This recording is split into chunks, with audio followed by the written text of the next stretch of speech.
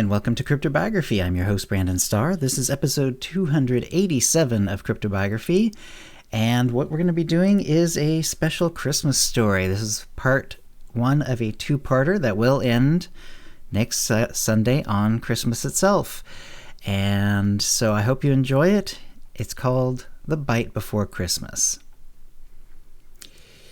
It was only a few days before Christmas, and the people of the Willow Glen neighborhood were doing what they'd been doing for several weeks now, hunkering in their houses and occasionally looking out their upper-story windows at the zombies shambling across their manicured lawns, which were still looking pretty good since the cold weather was keeping the grass from growing.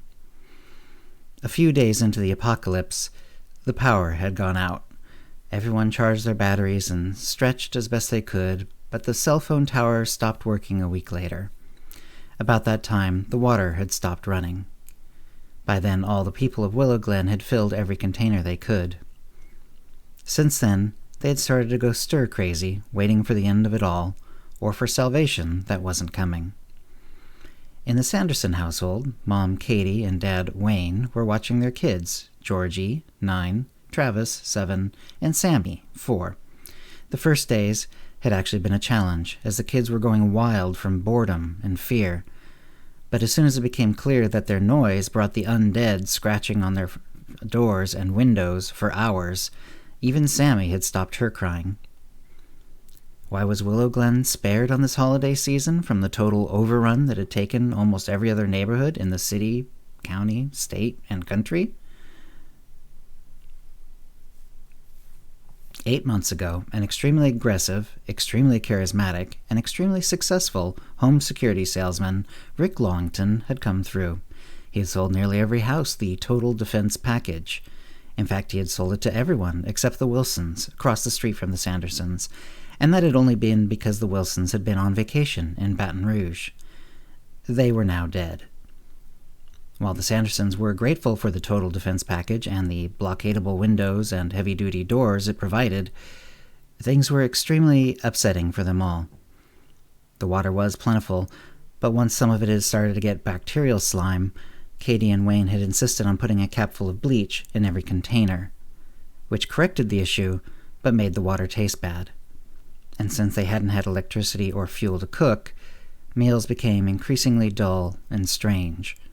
Rice soaked in water, never getting soft, a single can of peaches having to be the family dessert for 2 days running, and so on.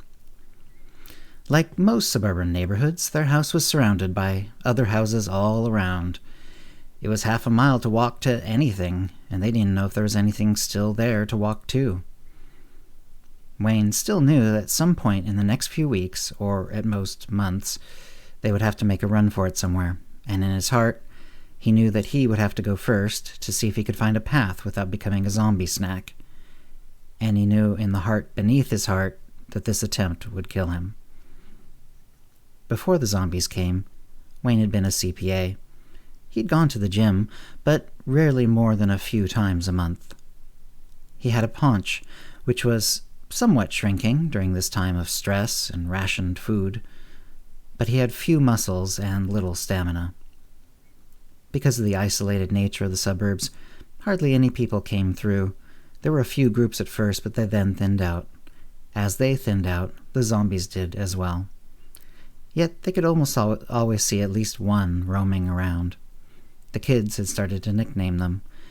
Wayne and Katie frowned on it at first, but despite trying to read every book they owned and play every game, eventually the kids were spending lots of time looking out the windows. Bonefoot was a favorite. He trailed a fleshless leg while he lurched from house to house. Baby Jane made an almost daily appearance. A child zombie, she seemed too small to be a threat, yet every time she made an appearance, she had fresh blood on her face.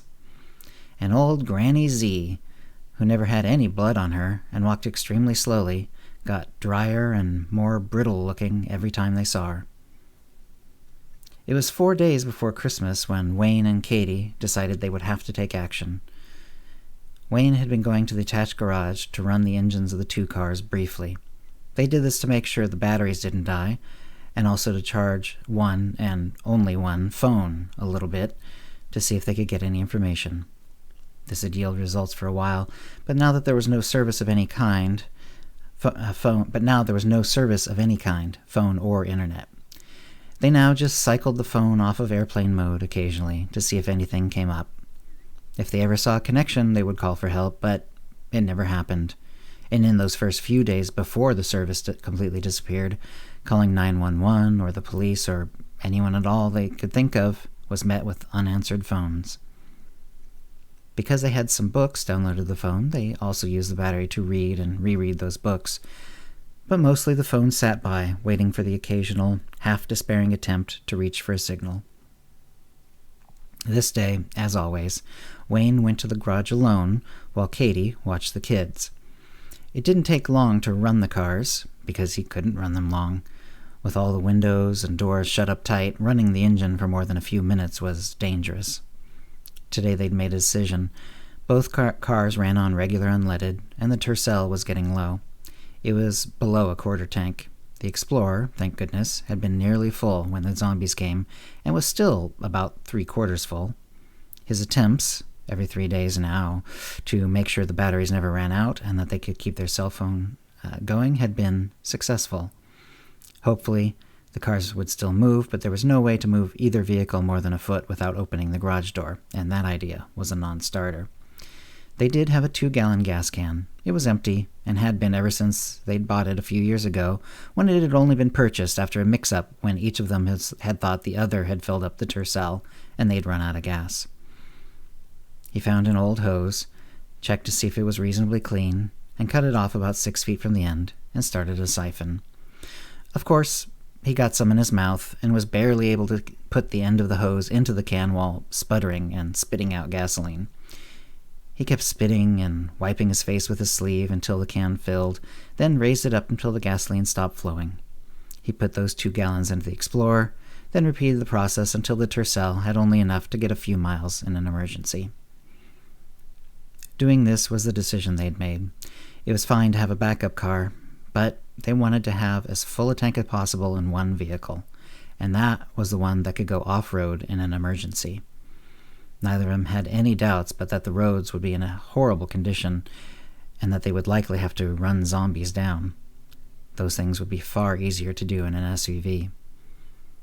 They weren't planning on driving, not yet. They had no destination to go to. Deep down, they knew the odds of them getting enough information to find a real destination to make a break for was vanishingly small. They knew that one of these days, they would have to get in that Explorer and just take off and hope that they could find someplace safe. Someplace safe. It seemed like a dream. Now they only had one vehicle they could count on, but that didn't bother them. They had no intention of splitting up the family. It was the day before Christmas, and Wayne was finally totally sure he couldn't taste or smell any more gasoline. It had taken so long because he couldn't wash the gasoline off properly due to their water rationing, and changing clothes only did so much. Wayne was trying to get some sleep in their bed because they tried to keep one of the adults awake at all times in case of attack. Katie was also dozing on the sofa as it turned out. Normally she'd just discourage the kids, and especially young Sammy, from looking out the windows too much. They were both jolted out of sleep by their youngest child. "Santa! It's Santa!" Sammy was crying. And that's the end of the episode of the story so far. Tune in next week. That'll be on Christmas itself for the big conclusion to A Bite Before Christmas. I hope you're enjoying it. I'm certainly enjoying writing it. And thanks for listening. Words and music, copyright 2022, CryptoBiography LLC, all rights reserved. Characters and events are fictional, fictionalized, or satirical.